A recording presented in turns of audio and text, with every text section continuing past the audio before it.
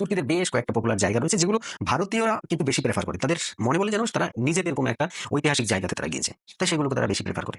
কিন্তু এই মুহূর্তে বর্তমানে বিগত কয়েকদিন ধরে এই জিনিসটা ঘটছে যে যেমন বাংলাদেশকে আমরা ব্যান করেছি ওইরকম ভাবে তুর্কিকেও কিন্তু আমাদের ব্যান করতে হয়েছে। ব্যান বলতে ডাইরেক্টলি এভাবে নয়, আমাদের এখান থেকে তৈরি পোশাক মেড ইন ইন্ডিয়ান যে সমস্ত গার্মেন্টস রয়েছে সেগুলো আমরা তুর্কিতে এখন কিন্তু সাপ্লাই দিচ্ছি না। এর জন্য বলতে পারেন যে আমরা যখন সাপ্লাই দিচ্ছি না তাহলে তো প্রফিট আমাদের হচ্ছে না, তার মানে লসটাও আমাদের হচ্ছে, ক্ষতিটা আমাদের হচ্ছে। দেখুন, ক্ষতি হলেও একটা জিনিস বুঝতে হবে যে আমরা যে দেশের উপর ডিপেন্ডেন্ট রয়েছি তারা যদি হঠাৎ করে প্রোডাক্ট সাপ্লাই বন্ধ করে দেয় তাহলে আমাদের তো গুণমানের দিক থেকে তো আমরা কোথাও না কোথাও একটু কম্প্রোমাইজ করতে হচ্ছে। তারপরে আমাদের প্রবলেম ফেস করতে হচ্ছে যে হঠাৎ করে মাল আসছে না। এটা হচ্ছে তুর্কির জন্য গার্মেন্টস, যে সমস্ত গার্মেন্টস রয়েছে সেগুলো কিন্তু তুর্কিতে মেড ইন ইন্ডিয়ার বিশালভাবে ফেমাস ছিল, আর এটা কিন্তু এখন ভারত বন্ধ করে দিয়েছে। এখন বলতে পারেন যে এই অংশটা কোথায় সাপ্লাই করবো, তাহলে তুর্কিতে যে অ্যামাউন্ট আমরা সাপ্লাই করতাম সেটা কোথায় করবো। এখন কিন্তু ইউরোপ আমাদের সঙ্গে ডিল সাইন করে গিয়েছে, মানে বিশেষ করে ইংল্যান্ড, তারা কিন্তু আমাদের সঙ্গে ডিল সাইন করেছে।